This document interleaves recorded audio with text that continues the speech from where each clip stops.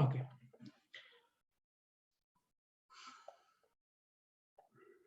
X ray discuss करना है ना आज।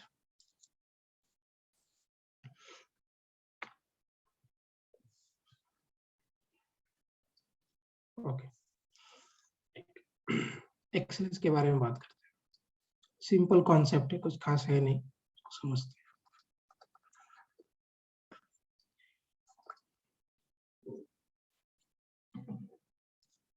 पहले तो मुझे ये बताइए कि एक्सरे कौन सा रे है? Is it electromagnetic?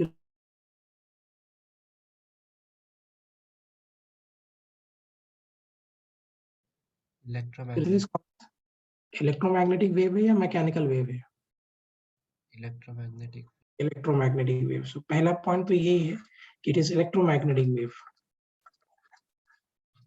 It is electromagnetic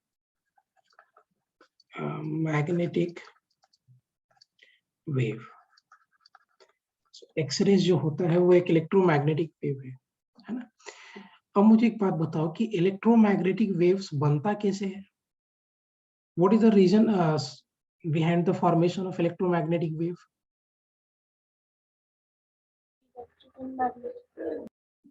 electric and magnetic field नहीं, वो तो उस electromagnetic wave comprises of electric and magnetic field. I'm just asking कि what is the source, what is the reason behind formation of electromagnetic wave? Vibration of electric field and magnetic field. Okay, that is okay श्रुति, बराबर है आपका बात, but मेरा point है कि electric field और magnetic field vibrate कैसे करे? याद है मैंने इलेक्ट्रोमैग्नेटिज्म जो स्टार्ट किया था तभी आपको बोला था कि इलेक्ट्रोमैग्नेटिक वेव्स तब बनता है when there is a rapid acceleration or a deceleration of charged particles. तो सिंस एक्सरेज भी एक इलेक्ट्रोमैग्नेटिक वेव है, तो इसके बनने के पीछे का रीजन क्या होगा? Rapid acceleration and deceleration of charge particles. Yes और no? So can I say it is formed due to rapid deceleration of charge particle.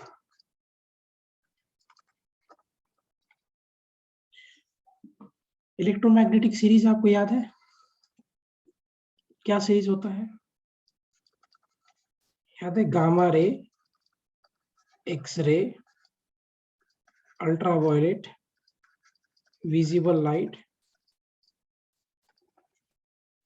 Then infrared, और कौन सा होता है?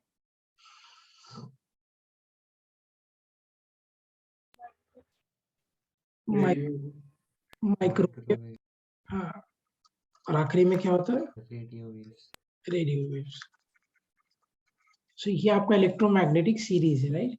अगर आप इलेक्ट्रोमैग्नेटिक सीरीज में अगर आपको याद हो, सो अगर आप ये वाले साइड से ये वाले साइड में जाओगे, सो वेवलेंथ इंक्रीज करेगा या डिक्रीज करेगा? इंक्रीज। डिक्रीज। सो वेवलेंथ इंक्रीजेस। और अगर हम इस तरफ से जाएंगे तो इधर अगर हम आएंगे तो क्या होगा? फ्रीक्वेंसी इंक्रीज करेगा, राइट?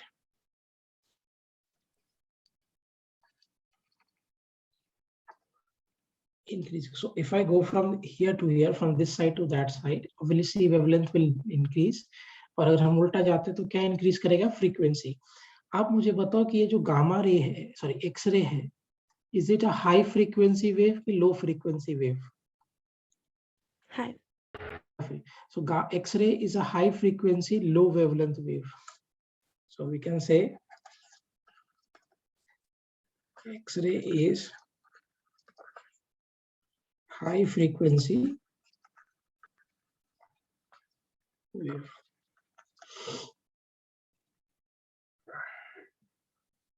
Am I clear? कोई डाउट इसमें?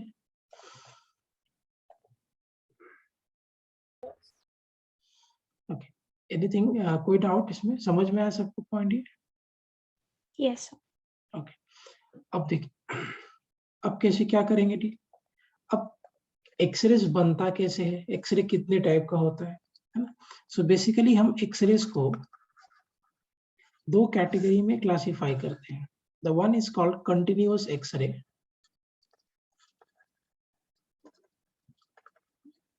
Continuous X-ray. और एक को बोलते हैं characteristic X-ray. So one is called continuous X-ray and the second one is called what? Characteristic X-ray. देखिए,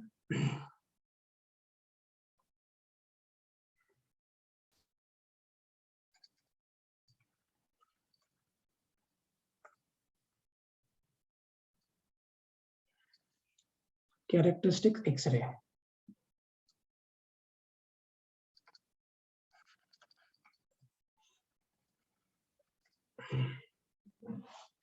समझ में आ गया पॉइंट. सो एक्सरेज को we classify into two categories. दो तरह का एक्सरे होता है. One is called continuous X-ray and the second one is called characteristic X-rays. So X-ray के बारे में इतना पहले बेसिक इंफॉर्मेशन पता होना चाहिए कि X-rays is a electromagnetic wave and it is created due to rapid de-acceleration of charged particles generally. So ये create होता है rapid de-acceleration of charged particle की वजह से. Okay. This is the reason behind its formation. And X-rays are high frequency waves. X-ray का frequency बहुत ज्यादा होता है. X-rays को हम लोग मेडिकल पर्पस में भी यूज करते हैं, डॉक्टर्स वगैरह यूज करते हैं for taking the image of bones, है ना. सो एक्सरेज का बहुत वाइड एप्लीकेशन है मेडिकल पर्पस में भी. ठीक है. अब ये कैसे बनता है भाई कंटिन्यूअस एक्सरेज? तो इसको फॉर्मेशन के लिए हम लोग एक एक्सपेरिमेंटल सेटअप देखेंगे. सबसे पहले आप हेडिंग दे दो continuous X-rays. So we'll discuss about continuous X-rays.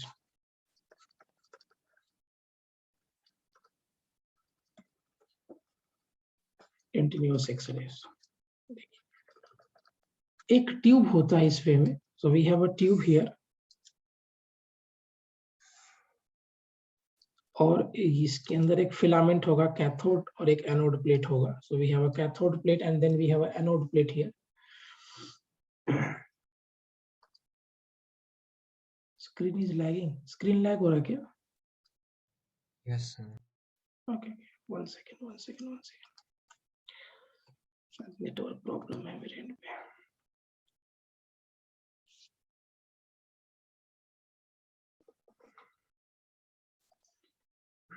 Camera off कर देता हूँ, देखते हैं. So we have like this.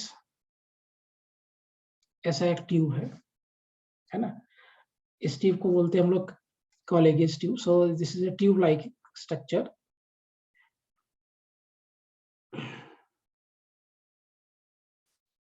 ऐसे नहीं बना, इसको ऐसे बनाते हैं. See, we have a tube like this.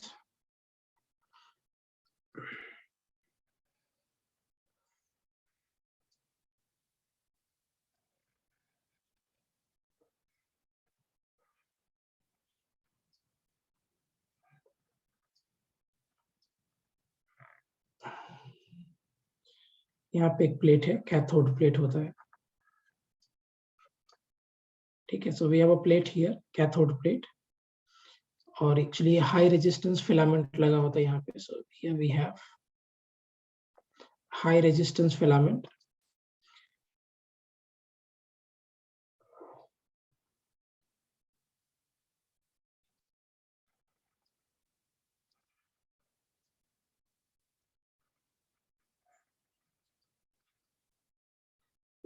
सो इस एंड पे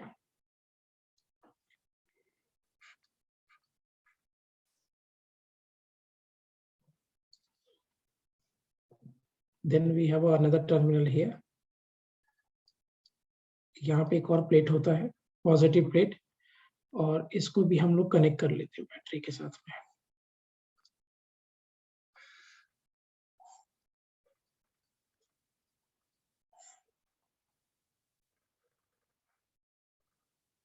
ऐसे कनेक्टेड होता है. Right. This is the experimental setup. यही हमारा एक्सपेरिमेंटल सेटअप होता है. इस पर्टिकुलर ट्यूब को कोलेस ट्यूब बोलते हैं.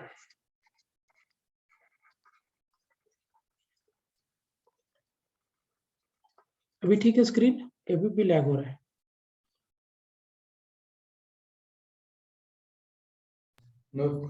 ठीक है। ठीक है, ओके। अब देखो क्या करते हैं, व्हाट वी डू हियर। क्या होता है, आप यहाँ से, इसका रेजिस्टेंस बहुत हाई है, हाई रेजिस्टेंस फिलामेंट, ये कैथोड होता है आपका, ये कैथोड होता है, it's very very high resistance filament. तो क्या करते हो कि यहाँ से जब आप करंट सप्लाई करोगे तो बिकॉज ऑफ हीटिंग यहाँ पे थर्मिक इमिशन होगा। What is thermic emission?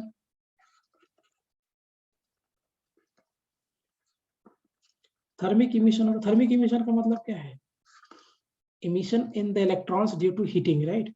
सो आपने क्या किया, कैथोड में करंट सप्लाई किया, सिंस कैथोड का रेजिस्टेंस बहुत ज्यादा है, तो कैथोड का रेजिस्टेंस ज्यादा होने की वजह से उस कैथोड में बहुत स्ट्रांग हीटिंग होगा, right? And because of the heating it will start losing electrons, और ये जो इलेक्ट्रॉन यहाँ पे ये लूज करेगा, this will start moving towards, ये जो इलेक्ट्रॉन यहाँ से लूज करेगा, ये इलेक्ट्रॉन बहुत तेजी से इसकी तरफ जाएगा, एनोड की तरफ। सेटअप समझ में आ रहा है? So we have a cathode here, and this cathode is having high resistance, and due to its high resistance, जैसे ही यहाँ से करंट फ्लो किया, इसमें बहुत स्ट्रांग हीटिंग होगा, and because of the rapid heating, बहुत स्ट्रांग हीटिंग होने की वजह से यहाँ से इलेक्ट्रॉन्स इमिट करेगा, and this electron will start moving towards the anode plate. Experiment समझ में आ गया? सेटअप समझ में आया कैसा है? Yes. Okay.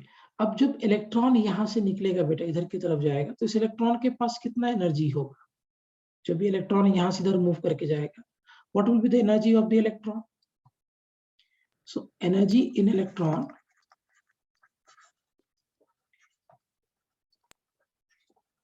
Energy of electron कितना होगा? Will it be equal to E into V, where V stands for potential difference.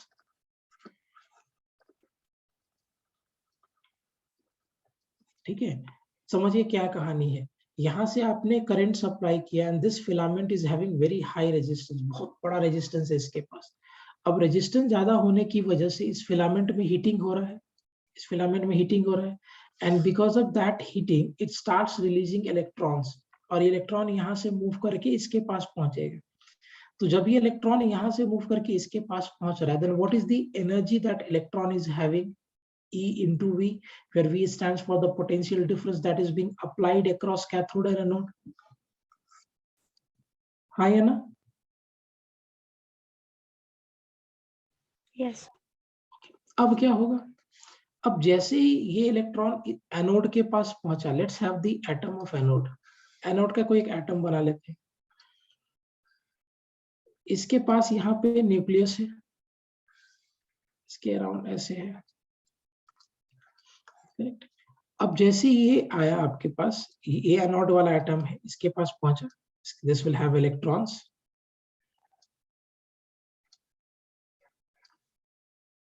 इतना ही बना था।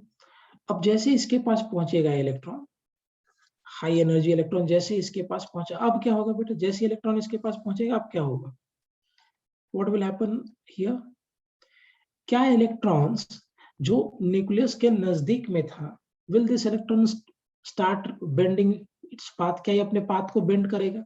क्योंकि इस इलेक्ट्रॉन पे ये जो न्यूक्लियस है वो कैसा फोर्स लगाएगा? अट्रैक्शन का, and because of the attraction force will this nucleus start moving like this? क्या ये ऐसे जाएगा?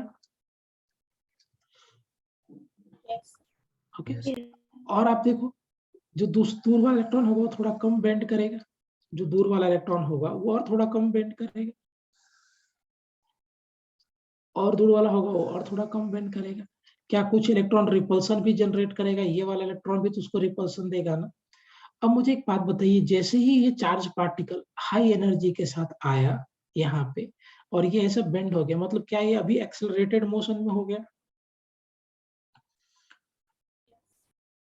क्या ये जब इलेक्ट्रॉन आया इसके पास में, ये एनोड का एटम है बेटा, this is the atom of anode, atom of anode. एकदम कॉमन सेंस से समझेंगे, कुछ है ही नहीं। अब जैसे ही इलेक्ट्रॉन इसके पास आया, क्या electron gets deviated from its path? मतलब ये क्या ये एक्सेलरेट किया या रिटार्ड किया, व्हाटएवर? करेक्ट। अब जब ये रिटार्ड कर गया एटम्स यहाँ से, इस पर्टिकुलर रेंज में ये एक्सेलरेटेड मोशन में है, अगर ये एक्सेलरेटेड मोशन में है तो क्या ये इलेक्ट्रोमैग्नेटिक वेव्स रेडिएट करेगा? Yes. Yes. करेगा। एंड अगर ये इलेक्ट्रोमैग्नेटिक वेव का फ्रीक्वेंसी एक्सरेज के बैंड में आ रहा है तो क्या यहाँ से एक्सरेज भी प्रोड्यूस होगा? Right, this type of X-rays which is produced here is called continuous X-ray, है ना। कुछ नहीं है, आपने क्या किया, कैथोड वाले प्लेट को हीट किया है, कैथोड का जो फिलामेंट है उसका रेजिस्टेंस ज्यादा होने की वजह से हीटिंग ज्यादा होगा, and because of that heating there will be thermic emission in that cathode. Thermic emission का मतलब क्या है? That emission of electrons. अब जैसे ही वहां से इलेक्ट्रॉन फ्री हुआ कैथोड से, that electron will start coming towards anode, वो इलेक्ट्रॉन एनोड की तरफ आएगा। अब जब वो इलेक्ट्रॉन एनोड में पहुंचेगा तो electron will accelerate when it is passing through the anode का एटम, क्योंकि अट्रैक्शन का फोर्स लग रहा है, दूसरा इलेक्ट्रॉन से उसके ऊपर रिपल्सन भी लगा देगा, because of that it will D accelerate, और इसकी वजह से जो एनर्जी रिलीज होगा, अगर उस एनर्जी का फ्रीक्वेंसी एक्सरेज वाले बैंड में आता है तो क्या यहां से हमें एक्सरेज मिलेगा? करेक्ट। और यहां से जो आपको एक्सरेज मिला, these type of X-rays are called continuous X-rays. समझ में आया पॉइंट सभी को? Yes. Okay, good. सबको समझ में आया? कौस्तुभ, क्लियर ये पॉइंट बेटा? Yes, sir. ओके, मुझे एक बात बताओ, जब ये यहाँ पे था ये इलेक्ट्रॉन, तो इसके पास एनर्जी कितना था? E into V, initial energy. क्या इसके पास so the energy electrons had that will be released in exchange? Yes, बिल्कुल। the energy of electron जो था ना, जिसमें एनर्जी इलेक्ट्रॉन के एनर्जी में जो लॉस हुआ, that gets converted into X-rays. Okay, so electron के पास ये इनिशियल एनर्जी था, पहले इलेक्ट्रॉन के पास यही एनर्जी था, E इंटू वी। अच्छा, मैक्सिमम पॉसिबल केस क्या हो सकता है कि जो बाद में इलेक्ट्रॉन मिला उसका फाइनल एनर्जी क्या हो जाए? जीरो। अगर हम बाउंड्री निकालेंगे तो फाइनल एनर्जी क्या हो जाएगा? जीरो। अगर मुझे फ्रीक्वेंसी मैक्सिमम चाहिए एक्सरेज में भी, फॉर मैक्सिमम फ्रीक्वेंसी,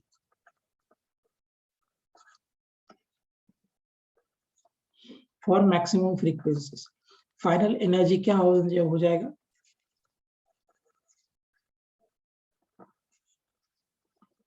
तभी ना मैक्सिमम लॉस होगा।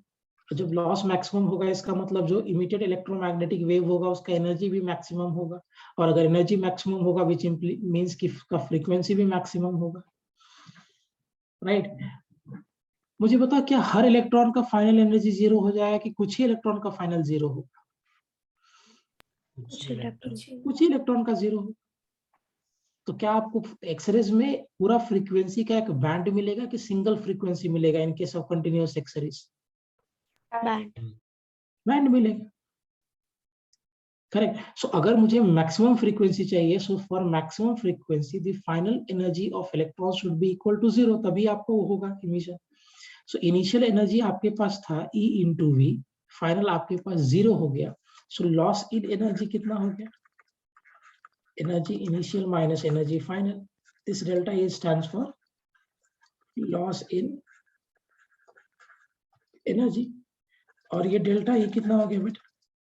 E into V minus 0. So therefore delta E is equal to what? E into V.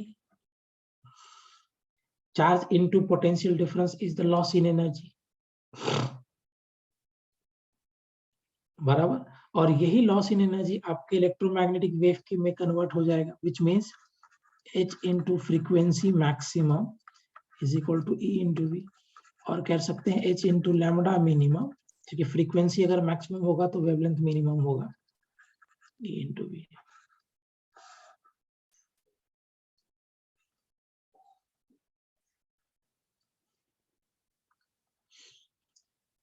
समझ में आया पॉइंट ये प्रॉपर्ली?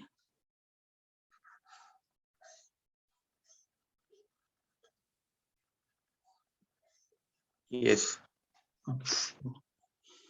वेरी गुड, सिंपल सा फंडा है, कॉन्सेप्ट एकदम आसान है। फिर से रिपीट करता हूँ क्या है इसका experimental setup. So we had a cathode here, cathode का रेजिस्टेंस ज्यादा लिया हम लोगों ने, तो जैसे उसमें करंट पास किया उसमें हीटिंग स्ट्रांग हुआ, and because of heating there is a thermic emission in this cathode. Thermic emission का मतलब क्या है कि emission of electron due to heating. तो जैसे यहाँ से थर्मिक इमिशन हुआ, these electrons will start moving towards anode. ये इलेक्ट्रॉन एनोड की तरफ आएगा। अब जैसे ये इलेक्ट्रॉन्स एनोड की तरफ आया, जब ये एनोड के एटम में गया तो electron start deviating from its original path, और दूसरा जो अवेलेबल इलेक्ट्रॉन्स है उसके ऊपर रिपल्सन भी लगाएगा, एंड बिकॉज ऑफ दैट उसके एनर्जी में लॉस होगा, और उस इलेक्ट्रॉन के एनर्जी में जो लॉस होगा that will get converted into waves. क्योंकि हमें पता है रैपिड डी एक्सेलरेशन या एक्सेलरेशन की वजह से इलेक्ट्रोमैग्नेटिक वेव्स बनता है फॉर चार्ज पार्टिकल। तो जैसे यहाँ पे एक्सेलरेट किया, एनर्जी का लॉस हुआ, these loss in energy is converted into waves.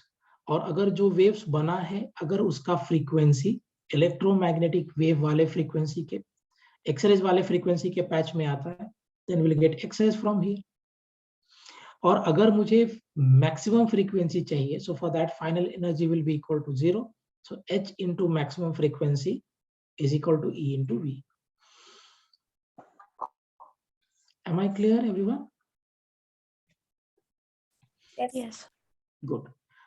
चलो इसको थोड़ा कैलकुलेशन करके देखते हैं. So we want to have this minimum frequency.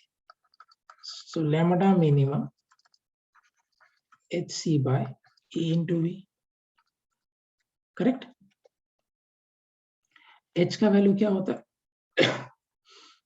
So lambda minimum h का वैल्यू क्या होता है? 6.634 into 10 raised to power कितना? -34. c आपका स्पीड ऑफ लाइट हो गया, बाय e हो गया 1.6 into 10 raised to power -19 into v आपका volt. This will come this side, 6.634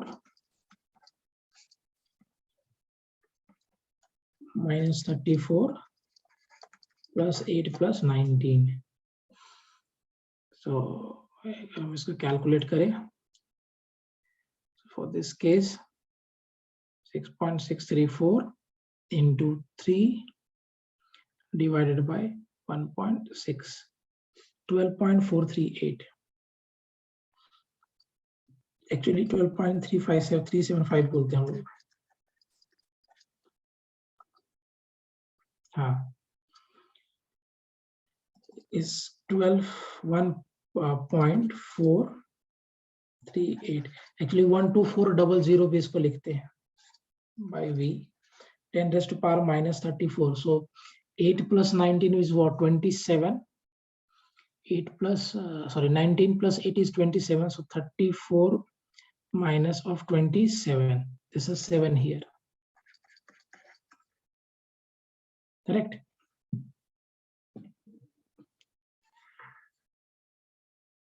यहाँ से अगर हम सॉल्व कर देंगे इसको, so lambda minimum 12438 भी बोल सकते हो, या 12400 भी हम लोग बोल देते हैं, volt into 10 raised to power -10.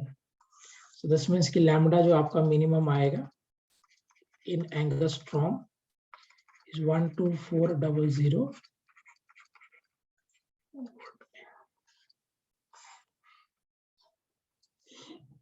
होगा. कहीं कहीं बुक में 12400 होता है, कहीं 12438 होगा, कहीं 12375 होता है. That depends. आप कुछ भी लेके सॉल्व कर सकते.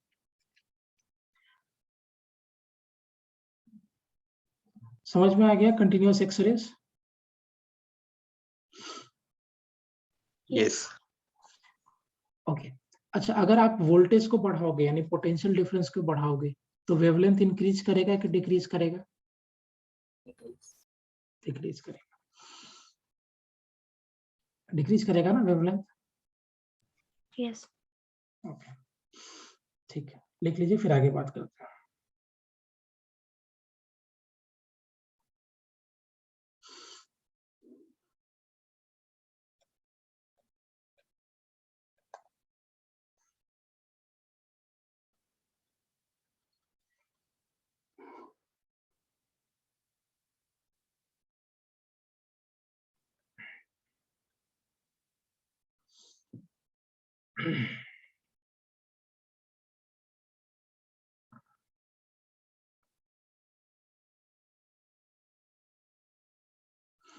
ओके,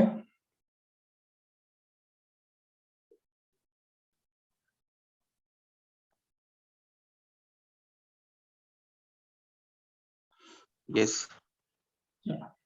क्वेश्चन लिखिए। अच्छा, पहले इसके पहले ग्राफ देख लेते हैं।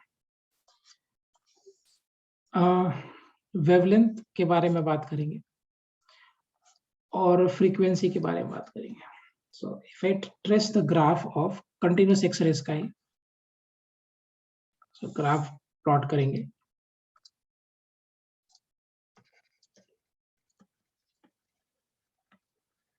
Wavelength, on this axis we had intensity.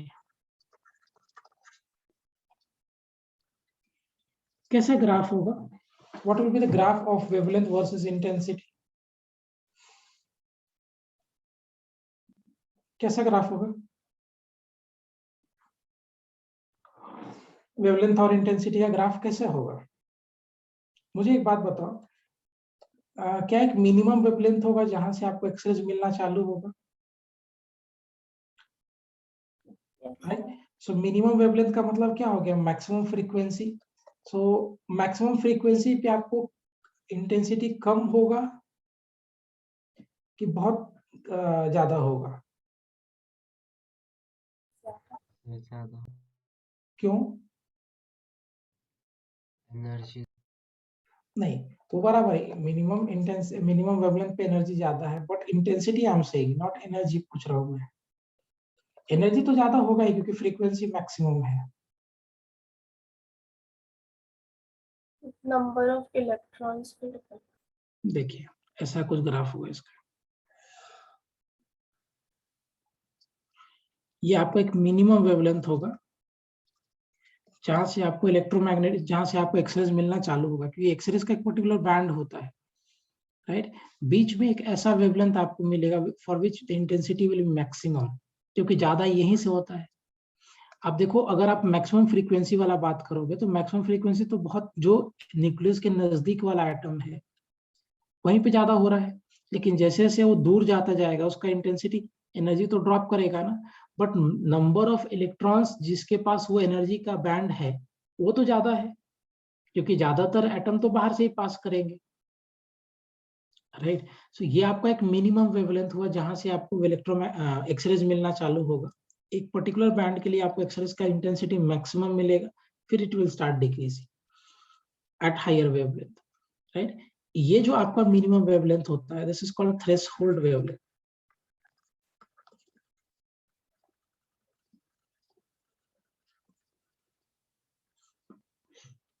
समझ में आया पॉइंट सभी को?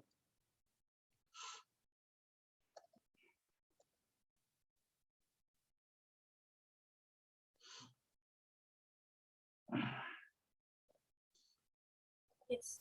ओके, लिख लीजिए, सिंपल सा पॉइंट है।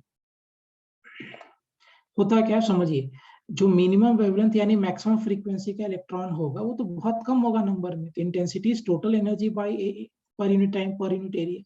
लेकिन जो इलेक्ट्रॉन्स न्यूक्लियस से दूर है उसका नंबर ज्यादा है, सो ऑब्वियसली एक इलेक्ट्रॉन कम दे रहा है energy, but number of electron ज्यादा है, so therefore the intensity is more. So बीच में एक ऐसा आपको वेवलेंथ मिलेगा at which you will have the larger wave intensity, उसके पहले भी कम होगा और उसके बाद भी कम। The graph will be something like this.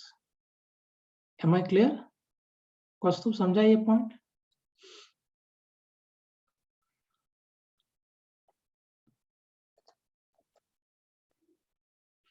Yes, sir. Okay, लिखिए question. Find cut off wavelength, यानी थ्रेशोल्ड, इसको कट ऑफ वेवलेंथ भी बोलते हैं। So this is also called cut off wavelength.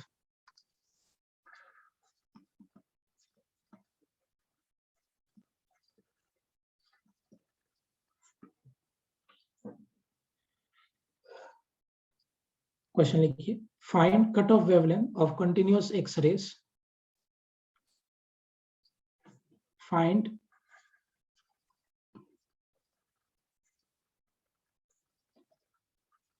cut off wavelength of continuous X-rays coming from X-ray tube,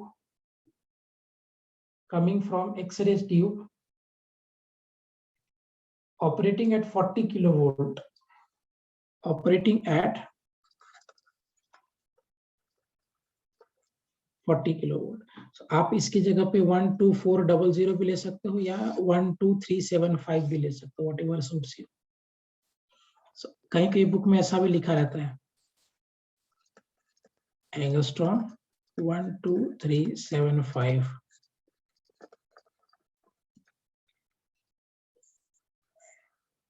जो आपको सही लगे वैसे करो. 0.39 एंगस्ट्रॉम. ओके, हाँ करेक्ट है. 0.31. स्मृति तुमने किससे किया? What you have taken? 12400. हाँ करेक्ट. कौस्तुभ, इसको जब सॉल्व करेंगे हम लोग सिंपल सा रिजल्ट होगा that lambda minimum 12400 by 40 into 10 raised to power कितना 3. So lambda minimum, this will go up, cancel हो जाएगा. So 124 by 4 into 100 चलती है 12 31. So lambda minimum 0.31. Is it clear? Yes. सार्थक कैलकुलेशन गलत है बेटा. 0.31 है, 3110 नहीं है. कोई डाउट इसमें?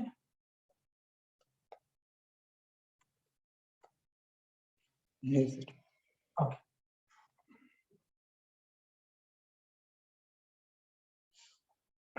आगे बात करें.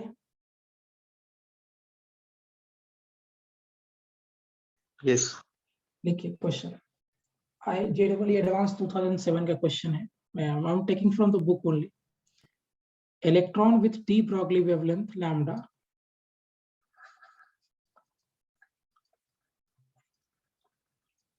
electron with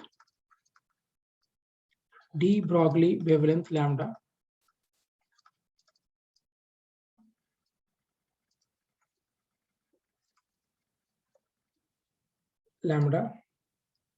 falls on the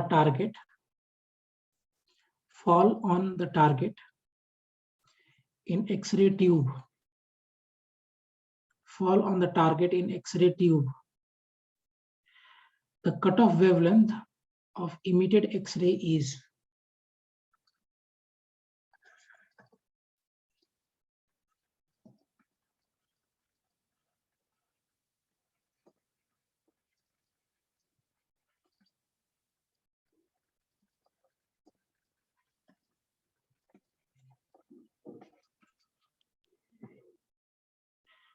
I'll just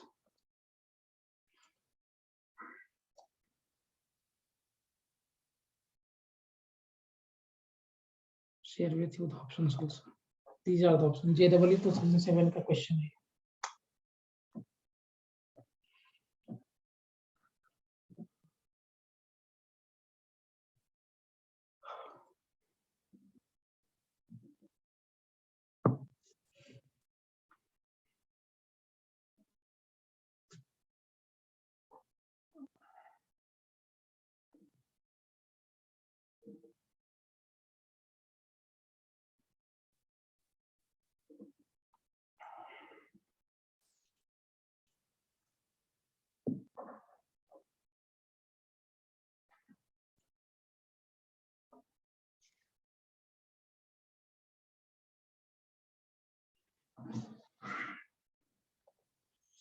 okay, स्मृति का ए आ रहा है. ठीक है, देखते हैं, मैं भी करके देखता हूँ.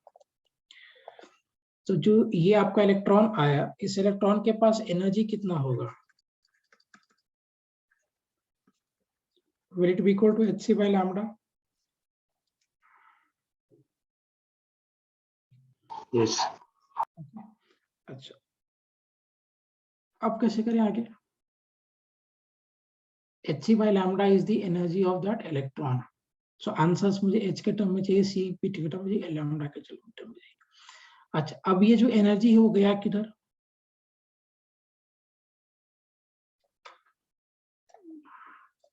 एयर अप तो निकल गया. ओके, मुझे वेवलेंथ मिनिमम चाहिए. So for minimum wavelength what will be happening? Good question. Minimum wavelength के लिए कैसे निकालोगे? क्या ये जो एनर्जी है वो फाइनली किस में कन्वर्ट हो रहा है? So what will be the final energy? Final kinetic energy कितना हो जाएगा जब वो निकल के आएगा? 0. इसको काइनेटिक एनर्जी निकालना पड़ेगा पहले मुझे. सो फॉर दिस केस जो मेरा वेवलेंथ है p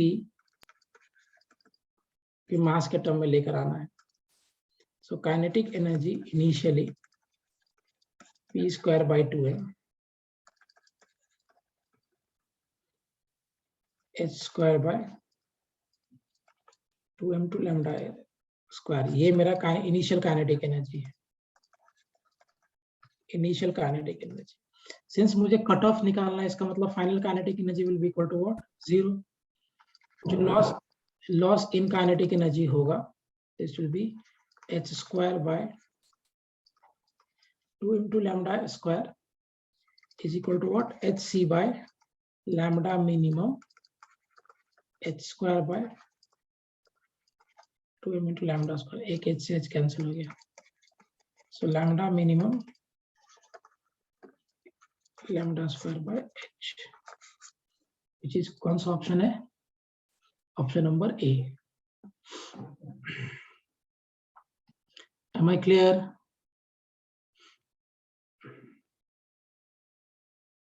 समझ में आ गया पॉइंट? ओके, चलो नेक्स्ट. सबको समझे बेटा? Yes, sir. Yes. कुछ है इसमें एक्सरसाइज में जो कंटिन्यूस अभी तक हमने पढ़ा? इज देयर एनीथिंग कि सिंपल एक फंडा है? सिंपल कॉन्सेप्ट है ना? Yes, sir. चलो अलसे स्क्रीन शेयर करता हूँ. जेई का क्वेश्चन करेंगे. चलिए करिए. 2000 का क्वेश्चन है.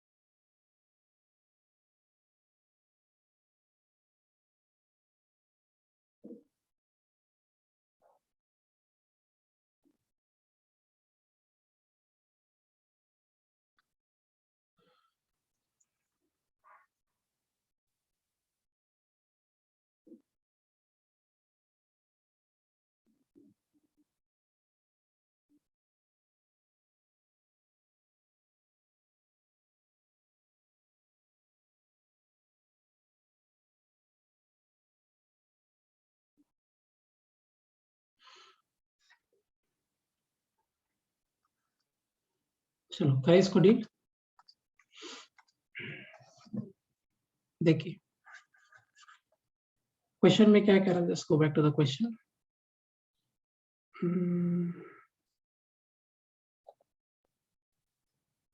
हाँ करते डोंट वरी. क्वेश्चन में क्या कह रहा है?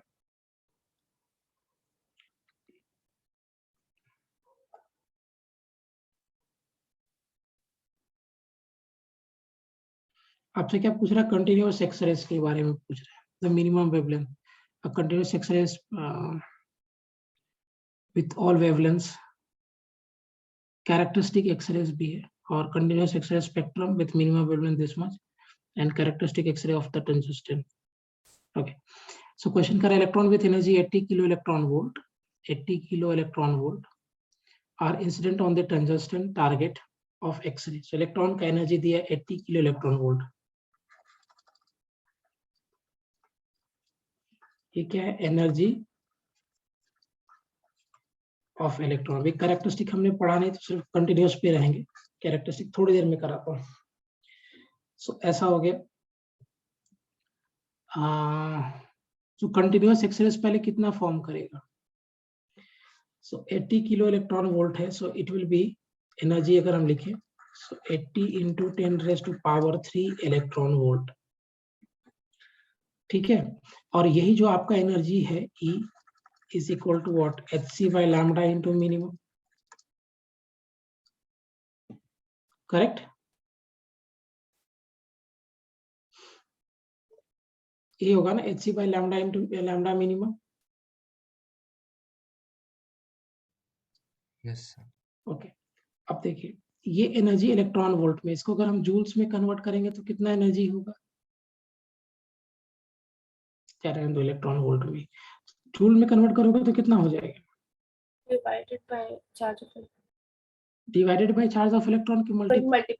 हाँ, Multi 1 joule is equal to क्या होता है? 1.6 into 10 raised to power minus of 19 coulomb.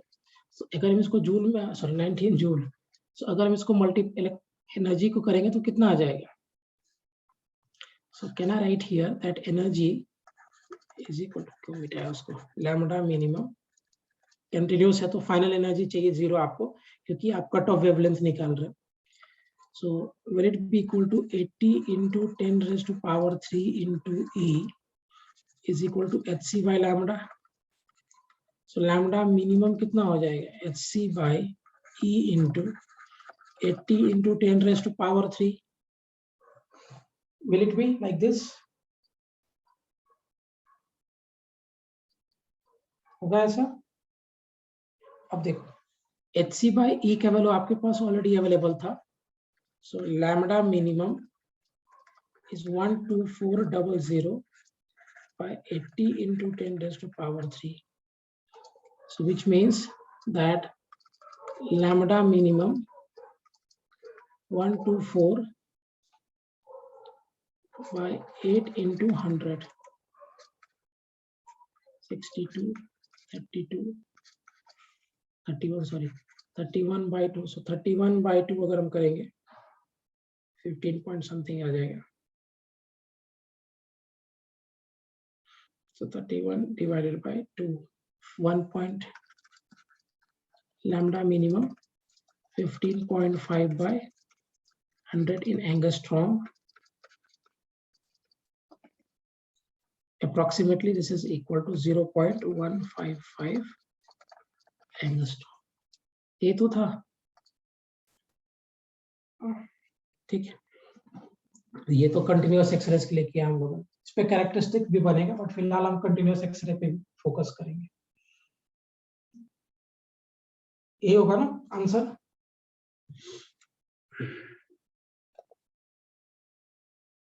T होगा बेटा, इसमें कैरेक्टरिस्टिक भी बनेगा, but I will come to that. पहले सिर्फ हम लोग कंटिन्यूअस एक्सरे पे रहते हैं, अभी कैरेक्टरिस्टिक मैंने कराया नहीं, so I will not talk about that. Is it clear?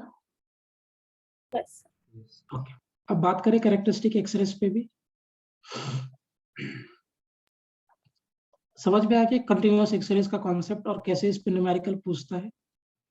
Yes.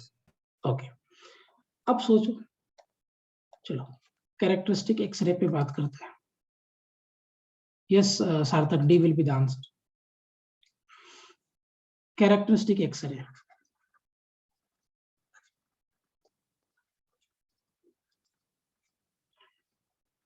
अब क्या होता है भाई? कैरेक्टरिस्टिक एक नया क्या पंगा आया? कुछ नहीं है, ये सिंपल सा कॉन्सेप्ट है. अब देखो आपके पास एटम था and we had a nucleus at the center.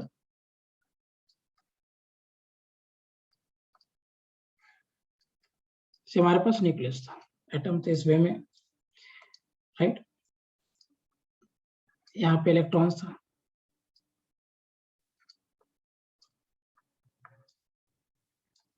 अब समझिए क्या होगा।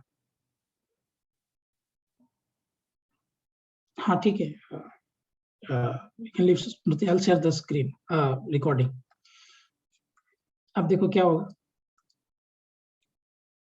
हाँ यस यस पीयूसी कर ली बेटा, मैं शेयर कर दूंगा रिकॉर्डिंग, दोपहर तक ही शेयर कर दूंगा, डोंट वरी। ओके, अब देखो क्या होगा कैरेक्टरिस्टिक एक्सरे के केस में।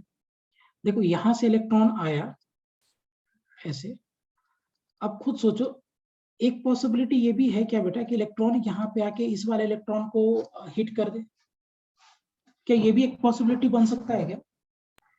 जैसे यहाँ से, है ना, यहाँ से इलेक्ट्रॉन आए, बहुत चांसेस है कि ज्यादातर तो डेविएट ही करेगा, बट क्या ऐसा भी पॉसिबिलिटी है कि ये आके इसको ऐसे हिट कर दे दूसरे इलेक्ट्रॉन को, राइट। अब अगर ये वाला इलेक्ट्रॉन आके इस इलेक्ट्रॉन को हिट कर रहा है, और अगर इसके बाइंडिंग एनर्जी से ज्यादा इसके पास एनर्जी है, क्योंकि इसको न्यूक्लियस ने पकड़ के रखा हुआ है, लेकिन अगर ये इलेक्ट्रॉन के पास एनर्जी यहाँ से ज्यादा है इसके आयोनाइजेशन एनर्जी से, तो जैसे अब ये इसके पास आएगा, इलेक्ट्रॉन को हिट करेगा और इलेक्ट्रॉन को यहाँ से रिलीज कर दे, फ्री कर दे।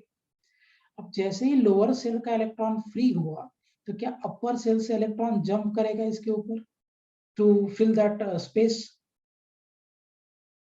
हाई अपर ऑर्बिट से इलेक्ट्रॉन जंप करेगा ना लोअर ऑर्बिट में, कि जैसे ही यहाँ से ये इलेक्ट्रॉन के पास एनर्जी ज्यादा है, तो ये चांसेस बहुत कम है निकालने के लिए, क्योंकि ज्यादातर डेंसिटी तो न्यूक्लियस का ही होता है। तो जैसे इसके पास ये आया और इसको हिट किया, तो एक चांस ये बनता है कि यहाँ से इस इलेक्ट्रॉन को रिलीज कर दे, फ्री कर दे। अब जैसे ही लोअर ऑर्बिट का इलेक्ट्रॉन फ्री हो गया, क्या हायर ऑर्बिट से इलेक्ट्रॉन जंप करेगा लोअर ऑर्बिट को फिल करने के लिए, राइट। अब जैसे ही इलेक्ट्रॉन हायर ऑर्बिट से लोअर ऑर्बिट पे आएगा टू फिल दैट स्पेस, क्या वो विल इट रिलीज एनर्जी?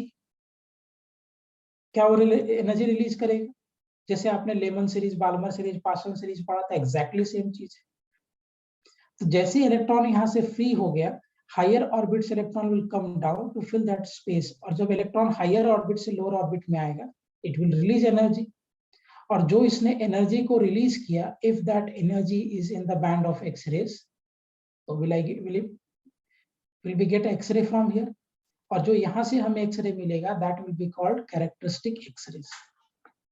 समझ में आया बेटा point? What is that? Yes, sir. This type of X-rays are called characteristic x ray. क्या ये लगातार मिलेगा कि पैचेज में मिलेगा अपने को? अच्छा, sir. पैचेज में मिलेगा। तो यहां से इलेक्ट्रॉन आया, लोअर ऑर्बिट के इलेक्ट्रॉन को हिट किया, and therefore these electrons become free from the atom. Electron free हो गया एटम से, और जैसे इलेक्ट्रॉन फ्री हो गया, now what is happening is, so then what happens to the incoming electrons? That will obviously move better, वो तो जाएगा ही, it will lose energy, और ये तो कंटिन्यूअस बनाएगा।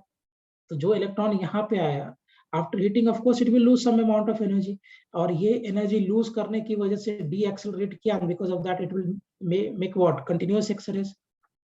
लेकिन यहाँ से जो इलेक्ट्रॉन रिमूव हुआ है, इसको फिल करने के लिए हायर ऑर्बिट का इलेक्ट्रॉन जंप किया, और जंपिंग की वजह से जो एनर्जी रिलीज हुआ, that energy will also make X ray, जिसको हम लोग कैरेक्टरिस्टिक बोलेंगे, और ये कंटिन्यूअस बनाएगा। सो जो रिमूव हुआ उसकी वजह से भी एक ये बनेगा क्या continuous?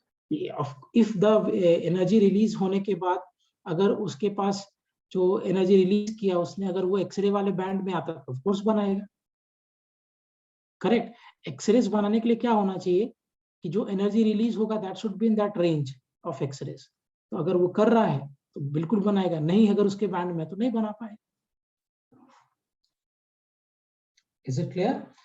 So actually characteristic X-rays तब बनता है when the electrons from the higher orbit jumps to the electron at the lower orbit. यहाँ से यहाँ जंप करेगा, तो जैसे ये यहाँ से इधर जंप किया, it will release energy, तो यहाँ से एक एक्सरे बन गया, और ये डी एक्सेलरेट होने की वजह से ये एक एक्सरे बनाएगा which will be continuous, और ये एक्सरे आपका characteristic x ray.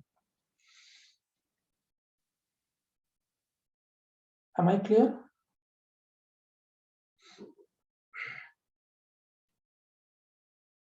Yes. Okay, very good. समझ में आया सबको पॉइंट कैरेक्टरिस्टिक एक्सरेज का?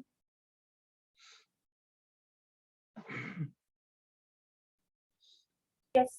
ओके, कैसे बनेगा नाउ सी हियर, ये आपका मान लो फर्स्ट ऑर्बिट है,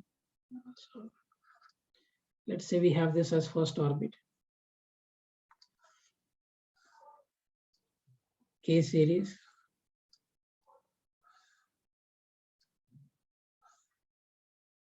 तो छोटा होता है।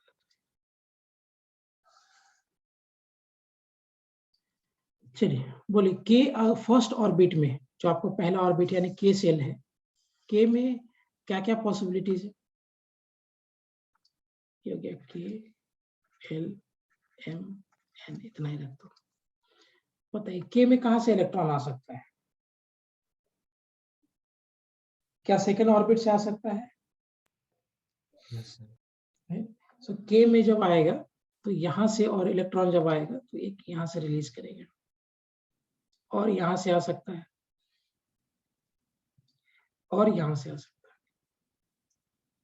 सो अगर K में वैकेंसी हुआ है तो K के वैकेंसी को फिल करने के लिए सेकेंड ऑर्बिट से इलेक्ट्रॉन आ जाएगा, थर्ड ऑर्बिट से आ सकता है, सेकेंड से आएगा, थर्ड से आएगा और फोर्थ से आएगा। क्या ये तीन पॉसिबिलिटीज है to come for the first orbit? इसके आगे भी और जाएंगे तो ऐसा राइट। ये बोलते, इसको बोलते हैं हम लोग K series. This is called K alpha, K beta, K gamma, K alpha, K beta, K gamma.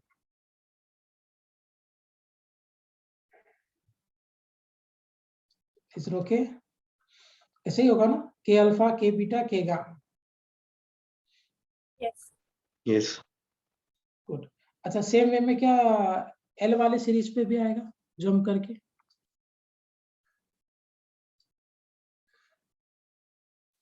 एक अगर ऊपर से भी ले लो तो और एक और ऊपर से आ जाएगा, यहाँ से भी ले सकते हो, रहने दो, ये इतना ही ठीक है। ये होगा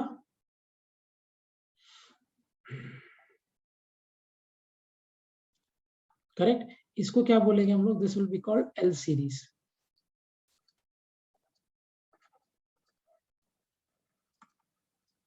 ये हो गया आपका L अल्फा, L बीटा, वैसे एक और ऊपर से आएगा तो L gamma.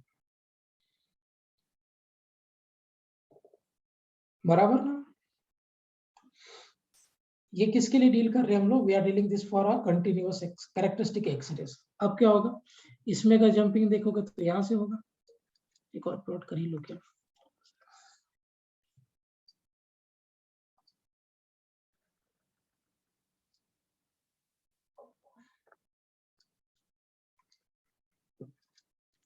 So this will be called M series, M alpha, M beta। Clear है पॉइंट सबको?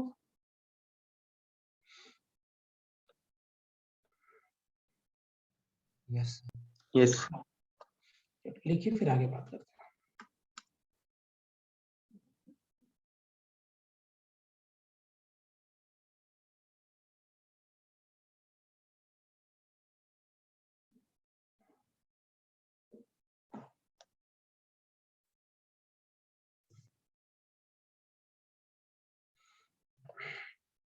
ओके, चलिए अब मुझे एक बात बताओ, एनर्जी किस केस में ज्यादा रिलीज होगा? कौन से केस में एनर्जी ज्यादा रिलीज होगा? के बीटा ना, या के गामा में बात करोगे? हाँ ठीक है साथ, ठीक है, यू कैन लीव बेटा, मैं रिकॉर्डिंग शेयर कर दूंगा, देख लेना बस। कौन से केस में एनर्जी ज्यादा रिलीज होगा? K alpha. के अल्फा की के बीटा? K gamma. के गामा। सो मैं दो ही पे रखता हूँ, अल्फा बीटा पे रखता हूँ, ऑफ कोर्स के गामा होगा, बट लेट्स गो ऑन के बीटा, बीटा तक ही रखते हैं। तो एनर्जी कभी ज्यादा होगा, के अल्फा में एनर्जी ज्यादा रिलीज होगा कि के बीटा में ज्यादा होगा? Beta. K beta. के बीटा। सो अगर एनर्जी के बीटा में ज्यादा होगा मतलब के बीटा का वेवलेंथ कम होगा या ज्यादा होगा? कम होगा।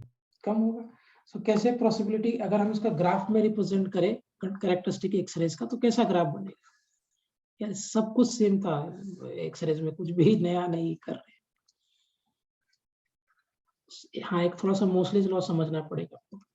Wavelength, here we have intensity.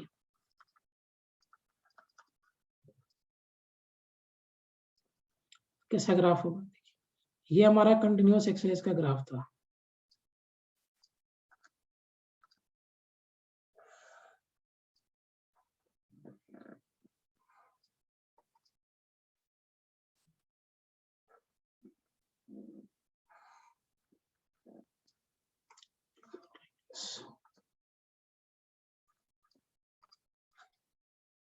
अगर हम ग्राफिकली प्लॉट करेंगे,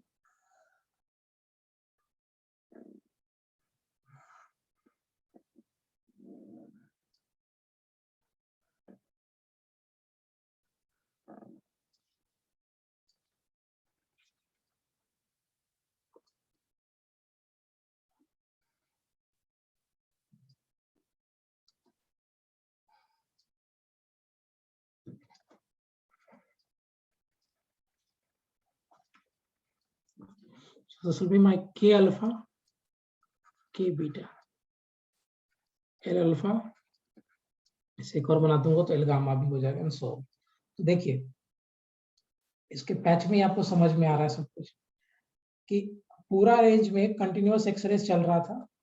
ये मेरा पूरा कंटिन्यूअस एक्सरेज चल रहा था, बीच में बस एक जंपिंग की वजह से आपका थोड़ा सा इंटेंसिटी बढ़ गया बिकॉज कैरेक्टरिस्टिक एक्सरेज आ गया, फिर ऐसे पैच नीचे गिरा, फिर एल बीटा में आया, एल अल्फा में आया, इसलिए एल गामा भी होगा, फिर आगे एम सीरीज का भी होगा। क्योंकि जैसे जैसे आप आगे जाते जाओगे, इधर जाते जाओगे, एनर्जी कम होगा लॉस, और एनर्जी अगर कम लॉस होगा तो वेवलेंथ ज्यादा होगा। तो जैसे जैसे एल का वेवलेंथ ज्यादा होगा कंपेयर टू एक्स के, फिर एम का वेवलेंथ और कम ज्यादा होगा कंपेयर टू एल एंड के, तो ये और आगे ग्राफ होगा। और एनर्जी लॉस सिर्फ सिंस कम हो रहा है इसलिए इंटेंसिटी डिप करेगा। ग्राफ क्लियर है एवरीवन? सो ये जो पूरा ग्राफ बना हमारा, ये वाला पूरा के सीरीज का था। ये जो पूरा ग्राफ बना ये एल सीरीज का था, वैसे एम सीरीज का होगा and so on. So these are my characteristic X rays, और ये कंटिन्यूअस एक्सरे है, वो तो साथ में चलता रहेगा। प्रणिका देखो आपको क्वेश्चन का आंसर मिल गया यहाँ पे। Continuous X rays as it is move करेगा, उसमें कुछ प्रॉब्लम नहीं है, बस बीच बीच में एक इंटेंसिटी इंक्रीज कर जाएगा बिकॉज ऑफ दिस कैरेक्टरिस्टिक। तो ये तो एज इट इज रहेगा।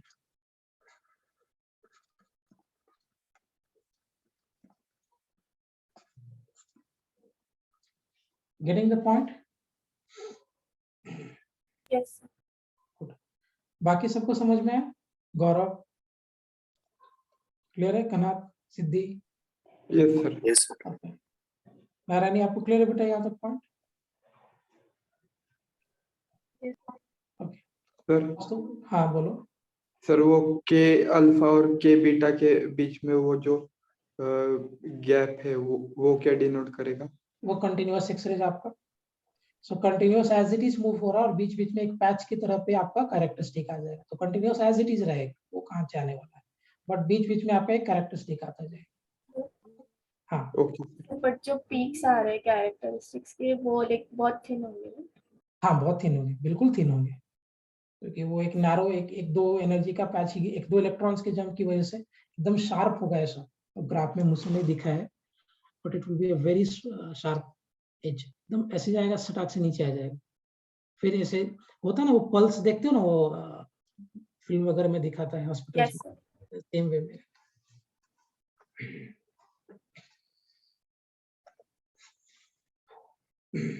कौस्तुभ समझा आपको ये पॉइंट? Yes sir. गुड।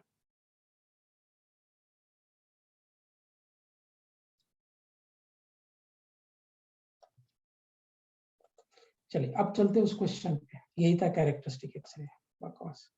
चलो अभी चलते क्वेश्चन पे। मुझे बताओ इस पर्टिकुलर क्वेश्चन में जेई 2000 वाले में क्या कैरेक्टरिस्टिक एक्सरेज भी बनेगा? Yes sir. क्यों? collision of electrons incoming and k shell. हाँ तो के सेल का जो एनर्जी है वो 72.5 किलो इलेक्ट्रॉन वोल्ट है ना, तो क्या जो आपने इलेक्ट्रॉन सप्लाई किया है उसका जो एनर्जी है वो टंजस्टन के k शेल वाले इलेक्ट्रॉन से ज्यादा है, Yes. तो क्या उसको रिलीज कर देगा, कर सकता है? Yes. Yes. हाँ, तो कैरेक्टरिस्टिक एक्सरे भी बन सकता है। तो करेक्ट आंसर इस क्वेश्चन का क्या होगा? ऑप्शन नंबर डी ना, the characteristic x ray spectrum of the tungsten, वो भी बन सकता है टंजस्टन का। कंटिन्यूस तो बनेगा ही बनेगा, साथ साथ कैरेक्टरिस्टिक भी बन सकता है। इसका करेक्ट आंसर डी होगा। Is it okay? Yes, sir. चलो आगे बढ़ते हैं, करिए क्वेश्चन नंबर 1, जेईई 2014 का क्वेश्चन।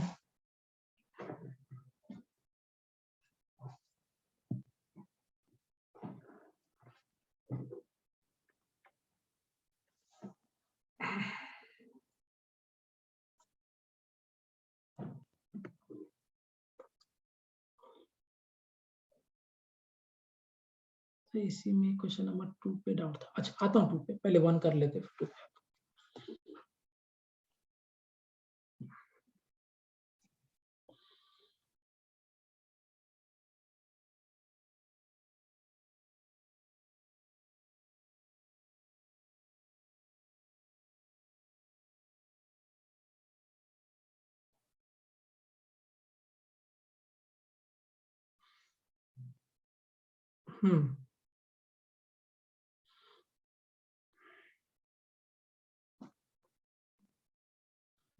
इसके लिए लगता है मोसलेस लॉ लगे, एटॉमिक नंबर दिया है ना। अच्छा ये इसके लिए मोसलेस लॉ लगेगा। 1 रहने दो, 2 मिनट में करते 1 पे आते हैं। सो 1 के लिए अभी मोसलेस लॉ लगे, अभी पढ़ा नहीं हम लोगों ने, पढ़ाता हूँ अभी तो। ओके 2 देखते हैं।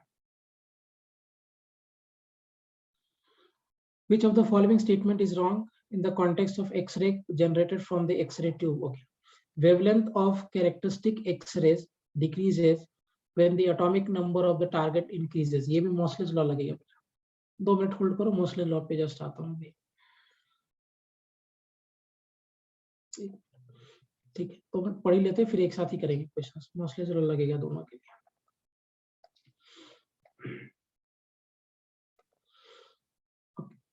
हेडिंग दे दो, मोसलेस law. मोसलेस law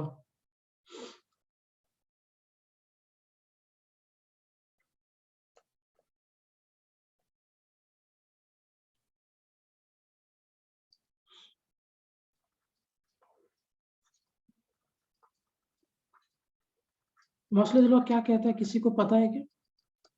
Anyone has any idea?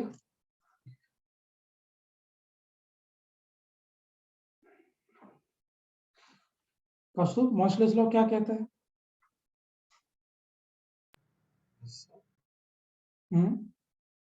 Sir क्या पूछ? मोसलेस लॉ क्या है? What is this? नहीं। अच्छा ओके। मोसलेस लॉ ने क्या, मोसलेस ने क्या बोला? एक्चुअली वोर्स का जो मॉडल था, एटॉमिक मॉडल, वो सिंगल इलेक्ट्रॉन के लिए पढ़ने में ठीक था, लेकिन जब मल्टीपल इलेक्ट्रॉन्स हो गए ना, तो उसको एक्सप्लेन करने के लिए मोसलेस लॉ है। मोसलेस ने क्या किया, it was a very famous scientist of his age. इसने क्या किया, इसने ग्राफ बनाया रूट ओवर फ्रीक्वेंसी और एटॉमिक नंबर का, राइट। सो मोसलेस ने एक ग्राफ बनाया,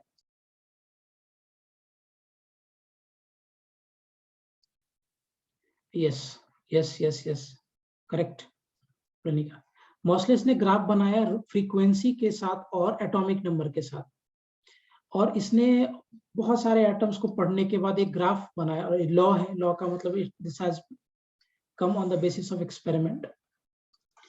सो इस एक्सिस पे मोसलेस ने फ्रीक्वेंसी को रखा, रूट ओवर फ्रीक्वेंसी को, और इस एक्सिस पे उसने एटॉमिक नंबर को रखा, z एटॉमिक नंबर को रखा। और मोसलेस ने क्या ऑब्जर्व किया, मोसलेस ने ऑब्जर्व किया कि फ्रीक्वेंसी का और रूट फ्रीक्वेंसी का और एटॉमिक नंबर का ग्राफ कुछ ऐसा है। So the graph is like this.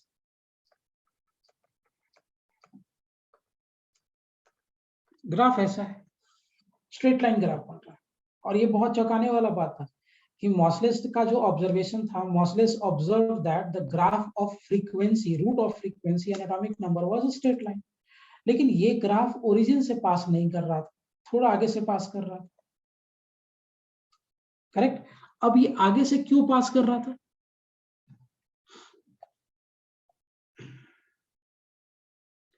इसको समझाने के लिए मॉसलिस ने गॉस लॉ का हेल्प लिया। मॉसलिस ने क्या बोला कि जो इफेक्टिव एटॉमिक नंबर होता है, this effective atomic number is slightly less than the actual atomic number. मॉसलिस ने बोला कि जो एटॉमिक नंबर होता है effective, this effective atomic number is slightly less than the actual atomic number. कैसे उसको उसने एक्सप्लेन किया के शेल के लिए। मॉसलिस ने क्या बोला कि अगर हम के शेल में बात करेंगे तो आप मुझे बताओ के शेल में कितने इलेक्ट्रॉन्स है। ध्यान रखना, Moseley's law is for characteristic x rays. K shell में कितने इलेक्ट्रॉन्स है? 2, करेक्ट। के शेल में कितने इलेक्ट्रॉन्स है? 2। अगर मुझे कैरेक्टरिस्टिक एक्स-रेज करना है तो एक इलेक्ट्रॉन को निकालना पड़ेगा। तो अगर हम के शेल में से एक इलेक्ट्रॉन को निकाल दे तो अभी भी के शेल में कितने इलेक्ट्रॉन्स बच गए? 1। अब अगर आप के शेल के बाहर एक गॉसियन सरफेस बनाओ, ध्यान से सुनना मेरी बात। मॉसलिस ने क्या, सोचो क्या ऑब्जर्वेशन किया होगा अपने टाइम पे। So let's say we have a nucleus here, इसके ऊपर मेरा के है और इसके ऊपर मेरा एल है, 2 ही बनाता हूँ। सो ये न्यूक्लियस है, इसके ऊपर पॉजिटिव चार्ज है और न्यूट्रॉन्स है इसके अंदर, और यहाँ पे के सेल में मेरे पास 2 इलेक्ट्रॉन है, एल सेल में मेरे पास 4 इलेक्ट्रॉन्स। ठीक, अब सोचिए जैसे ही के सेल का इलेक्ट्रॉन रिलीज हुआ, एक निकल के बाहर गया। अब इस के सेल के इलेक्ट्रॉन को जैसे ये बाहर निकल के गया, क्यों निकल के गया? तो बाहर से आने वाला इलेक्ट्रॉन इसको हिट किया होगा। तो ये के सेल का इलेक्ट्रॉन जैसे ही बाहर निकल के गया, इस स्पेस को भरने के लिए एल सेल से या एम सेल से इलेक्ट्रॉन जंप करेगा, राइट। तो मॉसले ने कहा कि जब इलेक्ट्रॉन जो जंप कर रहा है उसका जो फ्रीक्वेंसी है root, that root frequency is directly proportional to atomic number. लेकिन atomic number जो effective atomic number है is slightly less than the actual atomic number. उसको explain करने के लिए मॉसलिस ने बोला कि अगर आप इसके बाहर जाके गॉसियन सरफेस बना दो तो इस गॉसियन सरफेस के अंदर क्या हो गया, Z पॉजिटिव चार्ज है लेकिन एक नेगेटिव चार्ज भी है, तो इसका इफेक्टिव एटॉमिक नंबर Z नहीं होगा, इसका atomic number Z-1 हो because of this negative charge, क्योंकि Z into E is the positive charge which is there inside the nucleus, लेकिन L K सेल का एक इलेक्ट्रॉन होने की वजह से effective atomic number will be slightly less than the actual atomic number. समझ में आया?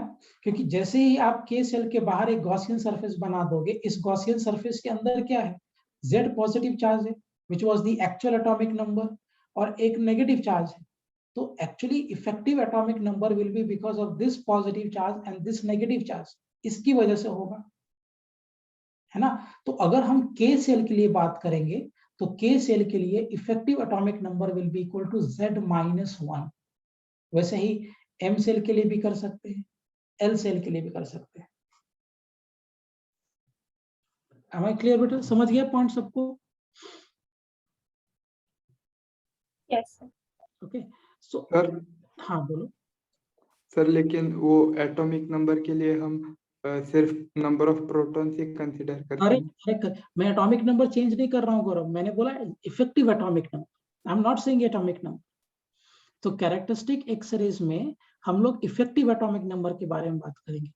तो एक्चुअली ये जो ग्राफ बना था ना, ये रूट फ्रीक्वेंसी का एटॉमिक नंबर के साथ नहीं था, this was the graph of root frequency with effective atomic number. Getting the point? Effective आपका जो एटॉमिक नंबर होता है, that atomic number is of course equal to the number of protons. लेकिन जब हम कैरेक्टरिस्टिक एक्स-रेज में बात करेंगे, उस पर्टिकुलर केस में जो आपका एटॉमिक नंबर एक्चुअल नहीं लेना है, हमें इफेक्टिव एटॉमिक नंबर लेना है। समझ में आया पॉइंट सबको? Yes. सो मॉसलिस ने क्या बोला कि root of frequency is directly proportional to Z effective. Root of frequency is directly proportional to Z effective. अगर हम साइन ऑफ प्रोपोर्शनलिटी को हटाएंगे तो क्या ऐड करना पड़ेगा?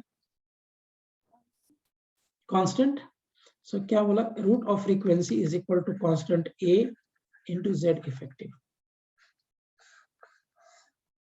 Root of frequency is equal to what, constant A into Z effective. और उसके बाद क्या बोला मोस्टलिस ने, that root of frequency is equal to constant A into Z effective की जगह पे we can write Z minus of B. B का वैल्यू डिपेंड करता आपको दिया रहेगा अल्फा के लिए, तो के सेल के लिए बी का वैल्यू 1 हो जाता है। सो के लिए आपको याद रखना है, so values of B and A will be given in question,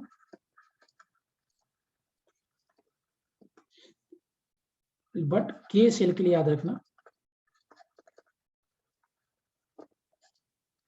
b is equal to 1 हो जाता है। हाँ बेटा, बी मतलब जितने इलेक्ट्रॉन्स बाकी है उतने। नहीं, एक्चुअली वो स्क्रीनिंग इफेक्ट से होता है, तो एक्चुअली वो नहीं होगा कि जितने इलेक्ट्रॉन्स बाकी है, that can be properly explain for the के सेल्स। बाकी सेल्स के लिए आपको ऑलरेडी वो दिया रहेगा, क्योंकि इलेक्ट्रॉन आपस में भी रिपल्सन का फोर्स लगाता है, उसकी वजह से थोड़ा सा चेंज हो जाता है। तो बी का वैल्यूज आपको अलग अलग सेल्स के लिए दिया रहेगा, but for the K shell it is equal to 1, है ना। और ये बी का वैल्यू आपको क्वेश्चन में मेंशन करेगा, तो आपको उसके लिए बॉदर होने की जरूरत नहीं है। यस। समझ में आया सबको पॉइंट ये? यस। ओके, कौस्तुभ आपको क्लियर है Moseley's law? Yes sir. Okay, so this is Moseley's law, simple law है, एक्सपेरिमेंट के बेसिस पे है, आपको एज इट इज एक्सेप्ट करना पड़ेगा, कोई दूसरा ऑप्शन नहीं है हमारे पास। मॉसलेस ने कहा कि root of frequency is directly proportional to effective atomic number and effective atomic number is equal to z minus of b। फिर b का वैल्यू आपको दिया रहेगा, मैं बताऊंगा स्क्रीनिंग इफेक्ट क्या होता है। b का वैल्यूज आपको दिया रहेगा, k सेल के लिए b का वैल्यू 1 हो जाता है। ओके, चला k सेल के लिए कैलकुलेशन करते हैं। k अल्फा, एक सैंपल करके बता देता हूँ, वैसे हम लोग के बीटा के लिए भी कर सकते हैं, के गामा के लिए भी कर सकते हैं। के अल्फा में क्या होगा,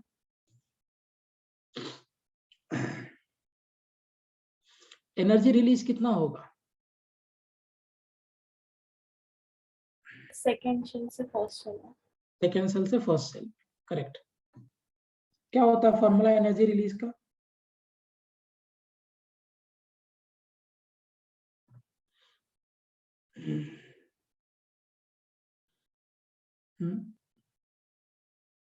सर आरएच। हाँ बोलिए।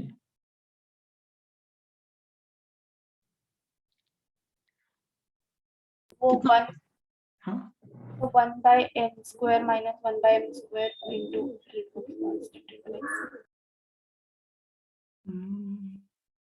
अच्छा, नहीं, देखते हैं अल्फा सेल के लिए करेंगे। सो अल्फा सेल के लिए अगर आप देखोगे, सो रूट ऑफ फ्रीक्वेंसी कितना होगा, a into Z minus of 1 का स्क्वायर, ये होगा ना। स्क्वायर नहीं होगी, सॉरी, a इंटू अल्फा, हाँ स्क्वायर की जैसे लिख दिया, ये होगा। So this will be my root frequency, correct? Yes. तो फ्रीक्वेंसी कितना हो जाएगा, a square into Z minus 1 का होल स्क्वायर।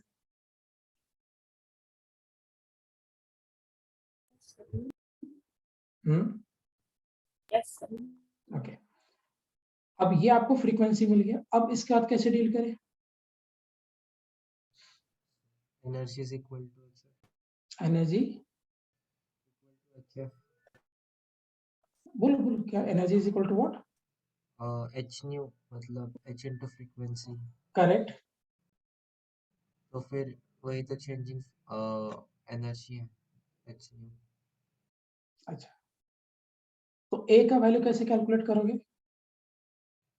तो फिर change in energy upon z square minus 1। ठीक है, करिए, मैं 1 मिनट के लिए होल्ड करता हूं। करो सब लोग खुद से, सही जा रहे हो कौस्तुभ।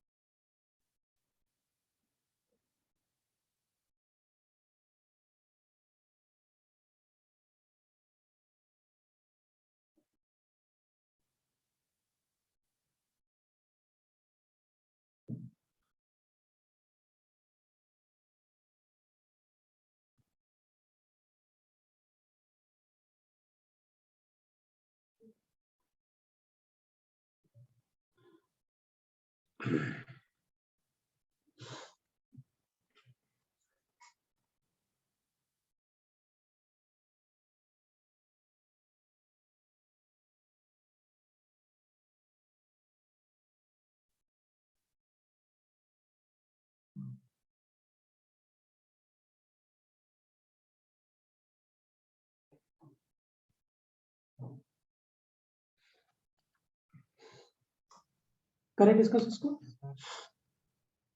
The देखिए square root of energy change in energy upon z minus 1. देखते हैं डेल्टा ई कितना होगा एनर्जी का रिलीज, h इंटू एफ, और फ्रीक्वेंसी कितना हो गया, एफ क्या हो जाएगा, z माइनस ए, फ्रीक्वेंसी को can be write H C by lambda, frequency क्या हो जाएगा, will it be equal to C by lambda into z minus 1 का स्क्वायर, क्योंकि ये root of frequency directly proportional to ये था ना, फ्रीक्वेंसी ये हो जाएगा, यस और नो। और अगर आप इसको एनालाइज करोगे तो डेल्टा ई कितना हो जाएगा बेटा, H C Z minus 1 by lambda की जगह पे लिख सकते हैं रेडबर्ग कांस्टेंट 1 बाय एन 1 का स्क्वायर n2 का square, and since we are dealing for k alpha, मतलब सेकंड ऑर्बिट से फर्स्ट ऑर्बिट में जा रहा है, सो डेल्टा ई कितना हो जाएगा, H C R Z minus of 1 का स्क्वायर 1 बाय 1 माइनस 1 बाय 2 का square which is 4, so delta E कितना हो जाएगा, H C R 3 by 4 Z minus 1 का स्क्वायर,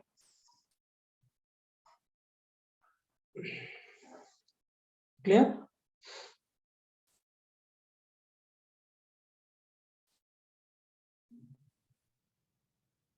सर ये लेकिन बोर का थियरी है ना क्या क्या, सर, ये मतलब बोर का थियरी है ना।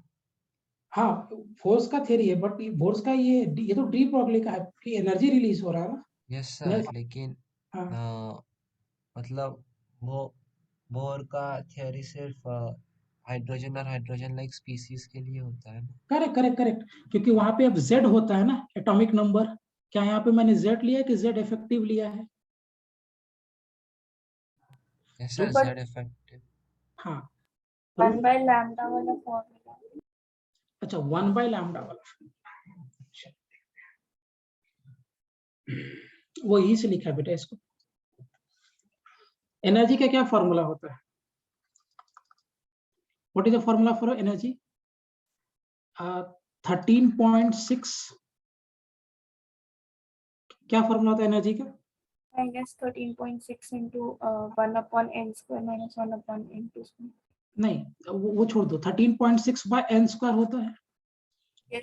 इंटू एटॉमिक नंबर का क्या फॉर्मूला है, इनटू जेड। जेड स्क्वायर ना, यस सर। ये रिजल्ट है। ये एक्चुअली एनर्जी किसका है, बोर्स के पोस्टुलेट से। यहाँ पे अगर हम देखेंगे तो एनर्जी का क्या फॉर्मूला हो जाएगा, 13.6 by n square into z square लिखेंगे कि जेड इफेक्टिव का स्क्वायर लिखेंगे because of the Moseley's concept, z effective. Z effective. तो जब एनर्जी जंप कर रहा है, सो रेडबर्ग कांस्टेंट में ये होता है ना रिलेशन, क्योंकि लैम्डा अगर हम लिखेंगे will this be equal to hc by lambda 13.6 n square into z minus of b का होल स्क्वायर। चलो ठीक है, इसे कर दिया। अभी तो ये एक का एनर्जी हो गया, एनर्जी जब ये लॉस करेगा तब करना पड़ेगा ना।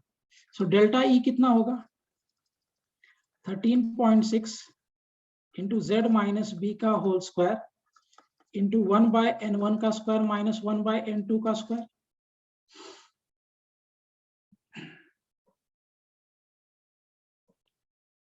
होगा?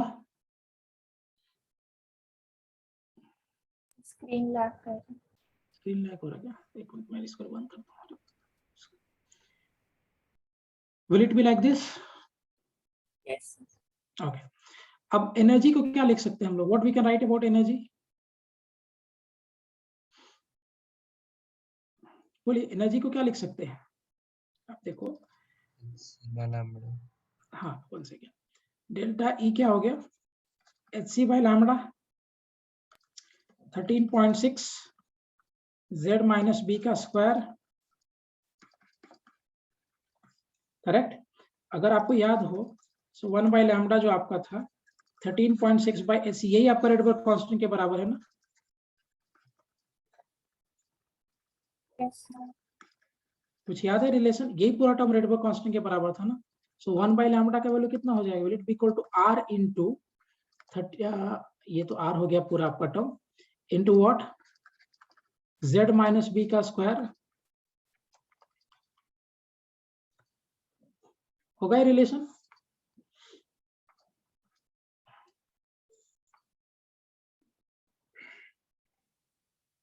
होगा ये relation everyone? Yes okay. Yes. हाँ, अगर हम डेल्टा ई एनर्जी के बारे में बात करें, this is H C by lambda 1 by lambda, ये तो फोटोन्स का एनर्जी है, तो ऑफकोर्स इससे बोर्स का क्या लेना देना। एच सी 1 बाय लैम्बडा की जगह पे क्या रख सकते हैं? R into Z minus B का whole square into 1 by n one का square minus of 1 by n two का square.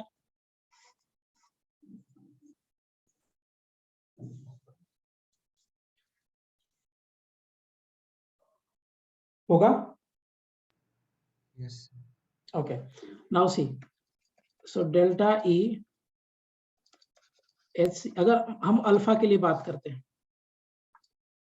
for K alpha, so delta E कितना हो जाएगा? HCR, क्योंकि K अल्फा के लिए Z माइनस 1 हो जाए, B का वैल्यू 1 हो जाता है, so delta E कितना हो जाएगा? HCR 3/4 Z माइनस 1 का होल स्क्वायर।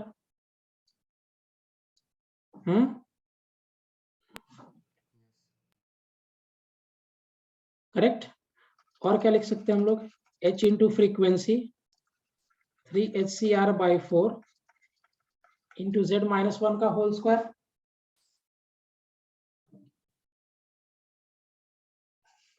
बराबर है क्या पॉइंट ये?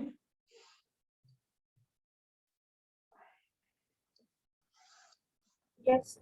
ओके, सो नाउ सी, ये H से H क्या हो गया? कैंसिल, यहीं से भी प्रूव हो सकता है। सो F कितना हो जाएगा? 3CR/4 या 3RC/4, चेक कर लेना, into what? Z minus of 1 का whole square. So can I write here कि root of frequency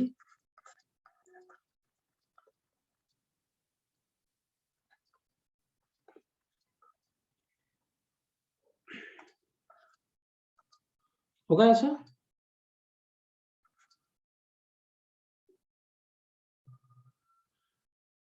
Yes. Good. अगर हम इसको एनालाइज करें by that law, so root f था मेरा a into Z minus of B. So अगर आप कंपेयर करोगे इसको यहाँ से, तो क्या मिलेगा फॉर अल्फा? सो 1 सेकेंड, मेरे पास रिलेशन था that root of frequency a into Z minus of B. So by comparing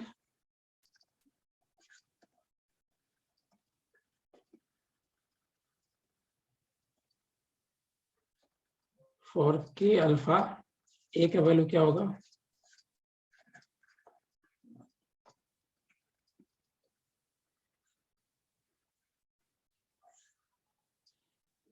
is it clear?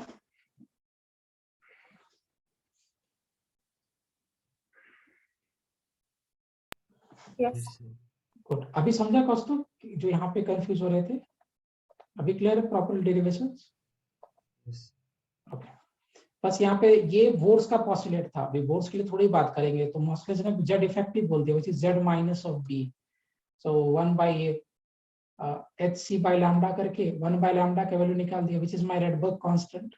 सो यहाँ से 1 by लैम्डा मिला, और एनर्जी होता है H C by lambda, 1 by lambda की जगह पे ये वैल्यू प्लेस कर दिए। अल्फा के लिए बात करेंगे, सो अल्फा के लिए जो के का वैल्यू आएगा, वो ए का वैल्यू आएगा √3 RC by 4 और B will be equal to 1। Clear properly?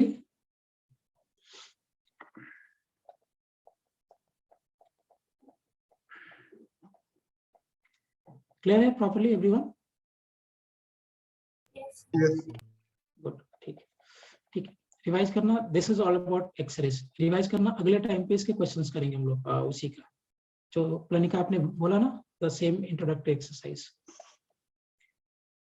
Clear, समझा आज का पॉइंट सबको?